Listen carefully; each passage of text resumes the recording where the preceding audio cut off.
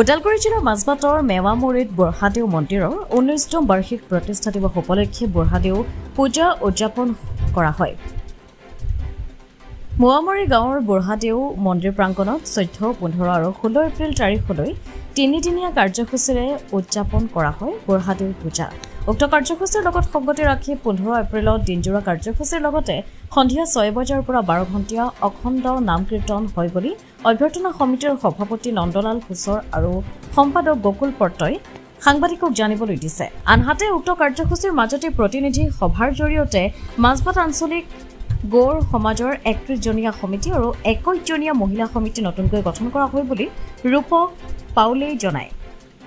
কাৰ্যসূচীত উপস্থিত থাকে সদৌ অসম গৌৰ সমাজৰ কেন্দ্ৰীয় সভাপতি ৰামকৰণ গৌৰ, বিটিআৰৰ পাৰিষদ দীপক পৌৰ, প্ৰাক্তন MCLA জিতু কিষাণ, গৌৰ সমাজৰ কেন্দ্ৰীয় সাংগঠনিক সম্পাদক নৰেন আইমা, ওদালগুৰি জিলা গৌৰ সমাজৰ উপদেষ্টা বিশ্বনাথ গৌৰ, যুৱ সংগঠক গোলাপ গৌৰ, বিনয় সিং গৌৰৰ লগতে 2 সহস্ৰাধিক গৌৰ সমাজৰ লোক উপস্থিত থাকে। নিশ্চয় দেখিবলৈ পাইছে আমাৰ মাজবাট অঞ্চলৰ যিমান গৌৰ ভাইসকল আছে সকলোৱে মিলি সকলোৰে সহায় সহযোগিতাত আমি এবাৰ 19তম বুঢ়াদেউ প্ৰতিষ্ঠা দিৱস পালন কৰিবলৈ লৈ আছোঁ। আৰু এই মানে ইমান ধুনীয়া এটা পৰিৱেশ আপোনালোকে দেখাই পাইছে। এই পৰিৱেশত আমি সকলোৱে এক হৈ একত্ৰিত হৈ আমাৰ সমাজৰ এটা অটুট বান্ধোন আমি যে সকলোৱে একত্ৰিত হৈ আছোঁ এই কথাটোৱে প্ৰমাণ হয়। আৰু আমাৰ ইতিমধ্যে যিখিনি ভক্তপ্ৰাণ ৰাইজ ওতঃপ্ৰোতভাৱে জড়িত হৈ আজিৰ পৰিৱেশটো সুন্দৰ পৰিৱেশ এটা গঢ়ি তুলিছে।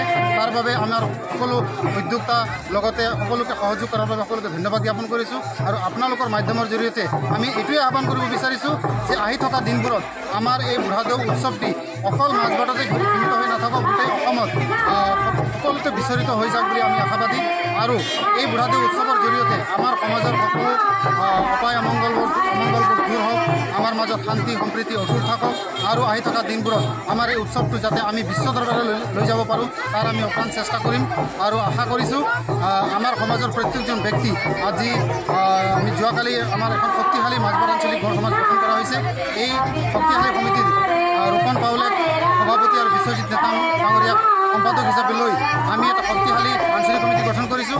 এই আঞ্চলিক সমিতিৰ জৰিয়তে আমাৰ এই বুঢ়াদেউ উৎসৱৰ লগতে আমাৰ সৰ্বাংগীন উন্নতিৰ বাবে আমি সদায় এক হৈ আমাৰ সমাজৰ কাম আমি আগুৱাই লৈ যাব পাৰিম। আৰু ইয়াৰ লগতে যোৱাকালি আমাৰ এখন মহিলা সমিতিও গঠন কৰা হৈছে। এই মহিলা সমিতিৰ সভানেত্ৰী দীপ্তি মাৰাবিয়ান আৰু অনিতা নেটেইন, এই দুজনী মানে 31জনীয়া কমিটিলৈ আমি গঠন কৰা হ'ল। আৰু এই সমিতিৰ জৰিয়তে 2টা কমিটি আমাৰ সমাজৰ কাৰণে আহি থকা দিনবোৰত ভাল কাম কৰিব, আমাৰ সমাজক আৰু আগুৱাই লৈ যাব বুলি আমি আশা কৰোঁ। ধন্যবাদ। আমাৰ যি সদৌ অসম গৌৰ সমাজ আছে আৰু আমাৰ মাজবাট আঞ্চলিক সমিতি আছে, ইয়াৰে আমি মাজবাটবাসী গৌৰ সমাজ আমি বিভিন্ন জ্যেষ্ঠসকল, ইয়াত যুৱক যুৱতীসকল, মহিলাসকলে সকলোৱে মিলি আমাৰ বুঢ়াদেউটো আমাৰ গৌৰ সমাজৰ প্ৰধান ইষ্ট দেৱতা হিচাপে তেওঁক মান্যতা আমি দি আহিছোঁ। আমাৰ গৌৰ জাতিৰ জন্ম লগ্নৰে পৰা তেওঁ আমাৰ ইষ্ট দেৱতা হিচাপে আমাৰ পূৰ্বপুৰুষৰ পৰা আমি মানি আহিছোঁ। সেইবাবে আমি ইষ্টদেৱ ভগৱান বুঢ়াদেউ হিচাপে মানো। আৰু তাৰ আজি আমি বাৰ্ষিক উৎসৱ আমি প্ৰতি বছৰে কৰি আহিছোঁ। এইবাৰ 19 সংখ্যক বাৰ্ষিক উৎসৱ আৰু সেইটোৱে আমি আজি পালন কৰি আছোঁ।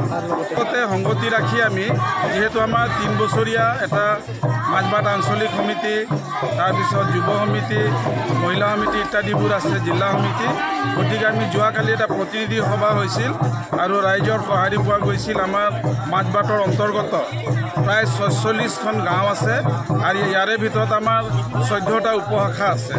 এই উপশাখাসমূহৰ পৰা প্ৰতিনিধিসকল আহিছিল। আমাৰ যোৱাকালিও আমাৰ বহুত প্ৰতিনিধি ইয়াত স্বতঃস্ফূৰ্তভাৱে যোগদান কৰিছে আৰু তেওঁলোকে তেওঁলোকৰ মতামত ব্যক্ত কৰিছে। আৰু নতুনকৈ আমি মাজবাট আঞ্চলিক সমিতি শ্ৰী ৰূপন গৌৰ সভাপতি আৰু শ্ৰী বিশ্বজিৎ নেতামক আমি সম্পাদক হিচাপে লৈ 41জনীয়া কমিটি গঠন কৰা।